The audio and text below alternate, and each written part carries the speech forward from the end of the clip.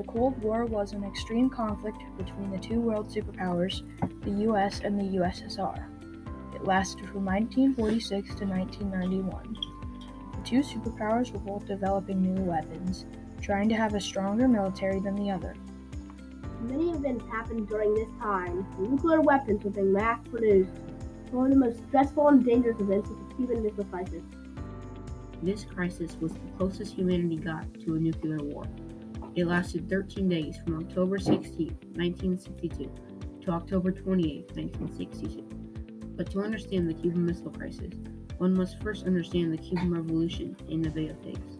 In the Cuban Revolution, Fidel Castro took over Cuba from Fulgencio Batista and made it a communist country instead of the democratic country that it was.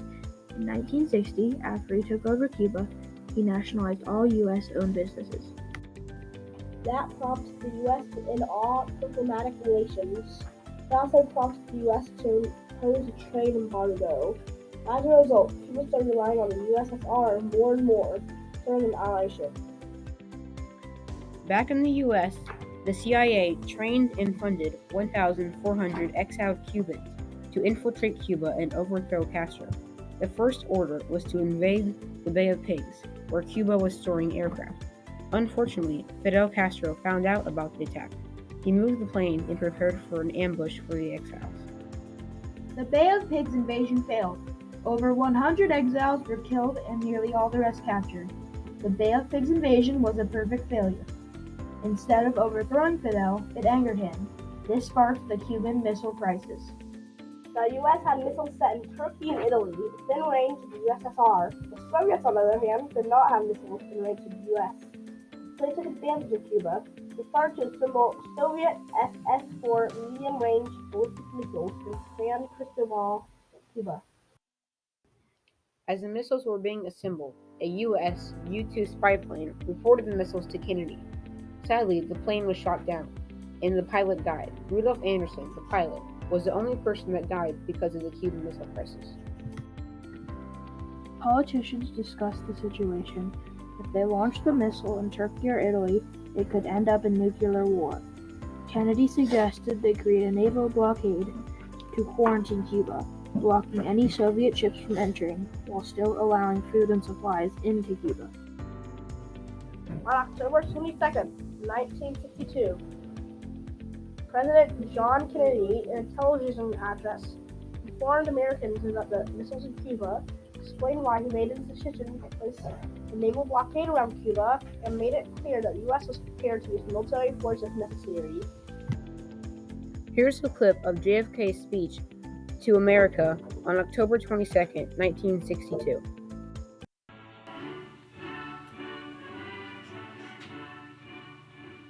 Good evening, my fellow citizens. This government, as promised, has maintained the closest surveillance of the Soviet military buildup on the island of Cuba. Within the past week, unmistakable evidence has established the fact that a series of offensive missile sites is now in preparation on that imprisoned island. The purpose of these bases can be none other than to provide a nuclear strike capability against the Western Hemisphere. Upon receiving the first preliminary hard information of this nature, last Tuesday morning at 9 a.m., I directed that our surveillance be stepped up. And having now confirmed and completed our evaluation of the evidence and our decision on a course of action, this government feels obliged to report this new crisis to you in fullest detail. Nikita Khrushchev was the leader of the USSR at the time and considered the blockade an act of war for blocking international waters. Kennedy responded, saying it was not a blockade but a quarantine on the country. The next 13 days were very tense. With the click of a button, either country could be destroyed. In fact, the DEFCON, Defense Readiness Condition, was raised to a level 2 out of 5. DEFCON 5 is peacetime, DEFCON 4 is increased security, DEFCON 3 is increased military readiness, DEFCON 2 is below max military readiness, and DEFCON 1 is nuclear war / authorization to launch nuclear weapons. During the 13 days, a Soviet submarine with broken air conditioning unit, causing temperatures over 100 degrees Fahrenheit, not knowing about the naval blockade, passed the ships. The ship started to drop non-lethal depth charges to force the subs to the surface. But the sub had not had contact with Moscow in a while. As a result, the crew thought World War III had started while they were underwater, and this was an attack. The Navy ship did not know that the Soviet sub had a nuclear torpedo on board.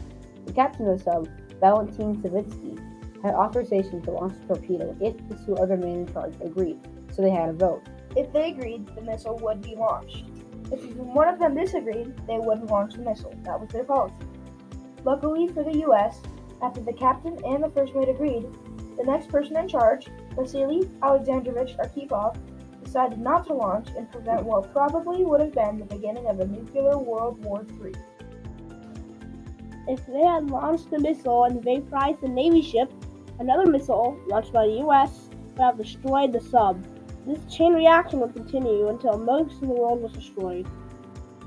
But because of that one man, trapped in a submarine with temperatures over 100 degrees Fahrenheit, being blasted by underwater grenades, thinking World War III had started and they were going to die.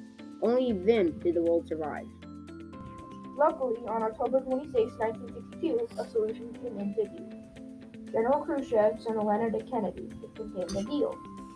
If the U.S. ended the blockade and promised to not invade Cuba, they would remove the missiles. Later, he sent another, adding to the deal. The U.S. would also have to remove their missiles from Turkey and Italy, balancing the two countries' power. Kennedy and other American politicians agreed with the first letter but ignored the second.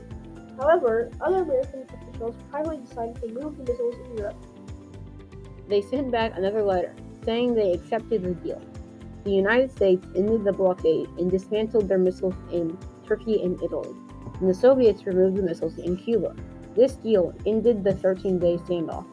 These two enemies came together and compromised one of the largest conflicts in history. The Cuban Missile Crisis, the Bay of Pigs, the Cuban Revolution, and the 13-Day Standoff. These events are the closest humanity got to destroying himself.